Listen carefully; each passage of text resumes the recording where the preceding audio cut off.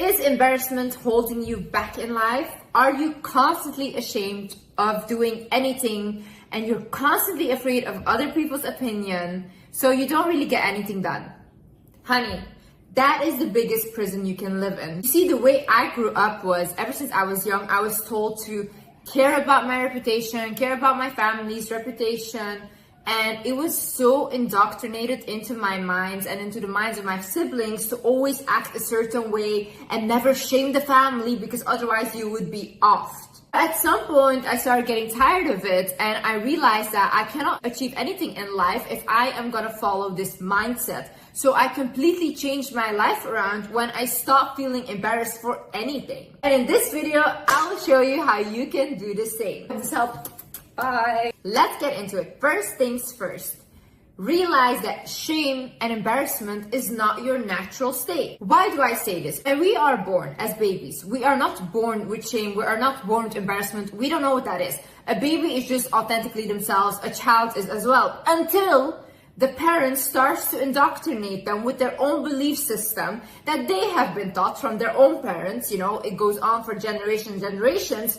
So they put these belief systems that are toxic onto their own children. So the child starts to think like, oh my God, if I do this, that's gonna be embarrassing. Oh my God, if I do this, then that's gonna be embarrassing. Okay, this is how I have to act in society because this is what is accepted. So the child basically starts to believe that if I do it this way, then I'll be accepted. But it starts to neglect its authentic self. Now, when this happens, the child becomes very insecure, and what happens later on is you have an insecure adult. Because any issue that an adult has comes from their childhood. You want to fix the adult, go back to their childhood. So what you need to realize then is, okay, I wasn't born with shame. I was not born with embarrassment. I was born with authentically being myself. My parents put these limiting beliefs onto me, and then you have to ask yourself now, what do I believe? What do I stand for?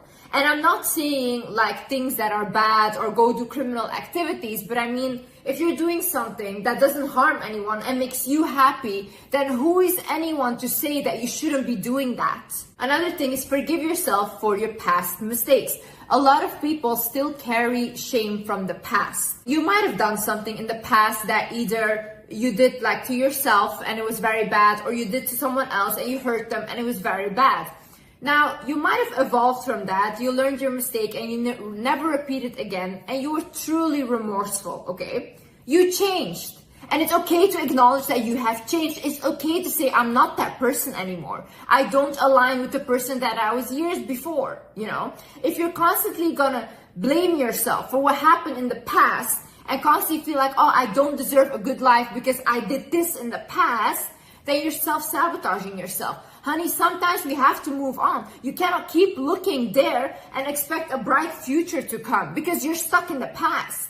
And the past doesn't exist anymore. There's nothing you can do right now and change the mistake you made. There's nothing you can do and change what happened to you. The only thing you can do right now is look in front of you, look in the present and see, okay, what do I have now? What can I create now with what I have? How do I move forward? And also realize that at some point you have to let your brain move on.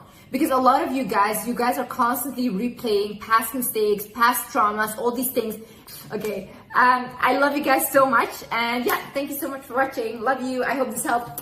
Bye.